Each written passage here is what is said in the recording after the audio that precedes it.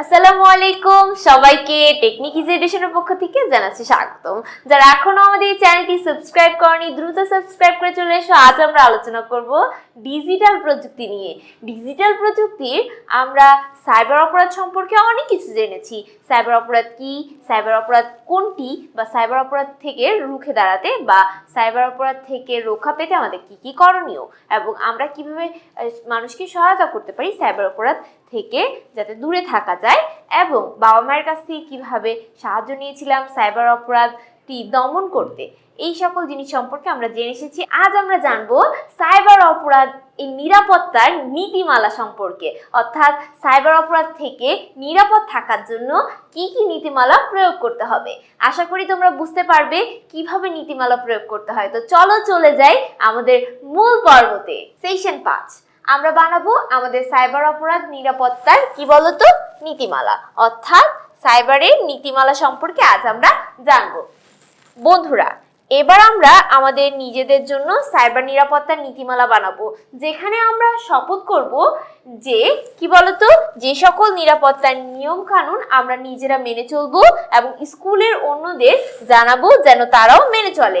তারপর সেই নীতিমালা আমরা কি করব বলতো সকল শিক্ষার্থীদের স্বাক্ষর গ্রহণ করে আমাদের একটা পত্র তৈরি করব। তো নীতিমালাটা কি একটু দেখি, স্বাক্ষরপত্র গ্রহণ করব কিভাবে। তো প্রথমেই দেখো কি বলা হয়েছে, আমরা ঢ্যাশ বিদ্যালয়ের সপ্তম শ্রেণীর শাখার ঢ্যাশ শাখার, তাহলে কোন বিদ্যালয়ে তুমি যেই বিদ্যালয়ে পড়ো সেই বিদ্যালয়ের নামটি এখানে উল্লেখ করতে হবে। তাহলে বিদ্যালয় হচ্ছে, ধরো আমি ধরলাম ক বিদ্যালয়, ক বিদ্যালয়ের সপ্তম শ্রেণীর কোন শাখা, ধরো আমি এখানে দিলাম যে ক শাখা বা খ শাখা, বা যে কোনো একটা শাখার নাম দিবা, শাপলা শাখা, অনেক জায়গায় অন্য ধরনের শাখাও থাকে বিভিন্ন স্কুলে।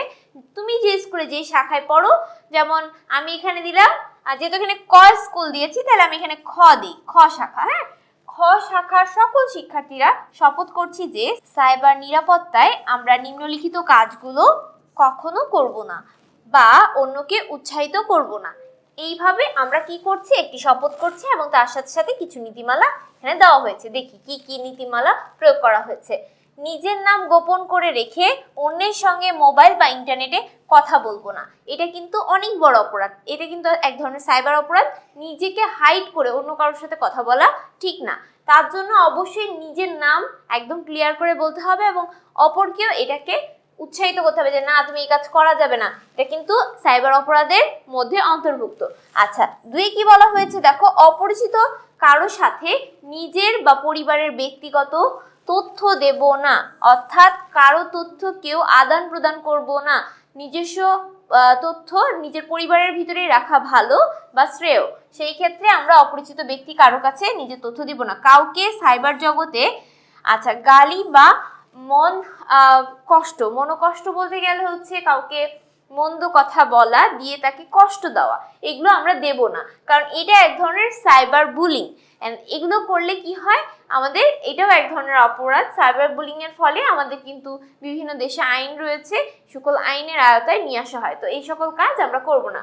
পরবর্তীতে কি বলা হয়েছে দেখো, 4 নম্বরে মিথ্যা ও গুজব ছড়াবো না, অর্থাৎ আমরা মিথ্যা হচ্ছে কোনো সাইবার অপরাধ এক ধরনের অনেক সময় হয় কি গুজব ছড়ানো হয় বা মিথ্যা কথা ছড়ানো হয় বা রটানো হয়, এই সকল কাজ আমরা করব না বা এই সকল কাজ থেকে আমরা বিরত থাকবো। 5 নম্বরে বলা হয়েছে অনুমতি ব্যতীত কারো কিসে প্রবেশ করব না বলতো, কারো তথ্য ও সামাজিক যোগাযোগ মাধ্যম কি করব না বলতো, স্কুলের দেওয়ালে রেখে দেব যেন সবাই সচেতন হতে পারে। অর্থাৎ এই নোটিশটি যে নীতিমালাটি আমরা তৈরি করলাম সেগুলো আমরা কি করব, স্কুলের নোটিশ বোর্ডে টাঙিয়ে দেবো যাতে সবাই এই সম্পর্কে জানে এবং অবগত থাকে এবং সবাই যেন সচেতন হতে পারে এবং অপরকে সচেতন করতে পারে। নিচের নীতিমালা সমূহ পূরণ করব, নিজেরা সবাই কি করবে, যে নীতিমালা সমূহগুলো পূরণ করব এবং সবাই মিলে সেটি তৈরি করব, যেটি আলাদা আলাদা কাগজে লিখবো। এই নীতিমালাগুলো কি করব, বিভিন্ন ধরনের নীতিমালা নিজেরা তৈরি করব এবং আলাদা আলাদা কাগজে লিখব।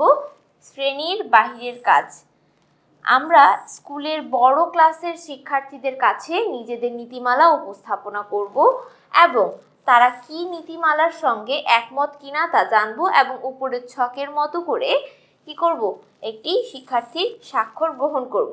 যদি কোনো বিষয়ে একমত না হয় সেটি নিয়ে কথা বলবো এবং সবাই মিলে সেটি ঠিক করে তার সিদ্ধান্ত গ্রহণ করব। অর্থাৎ যদি আমরা কি করব, সবাই মিলে বিভিন্ন ধরনের নীতিমালা তৈরি করব এবং নীতিমালাটি প্রয়োগ করার পূর্বে বড় ক্লাসে যে শিক্ষার্থী রয়েছে তাদের সাথে আলোচনা করব এবং তাদের কাছ থেকে পরামর্শ নিব এবং তার সাথে সাথে এরকম একটি ছক তৈরি করব। ছক তৈরি করে সেই নীতিমালাটি কি করব, সবার কাছ থেকে স্বাক্ষর করে নিব, যেহেতু তারা সবাই মিলে একসাথে আলোচনা করেছে।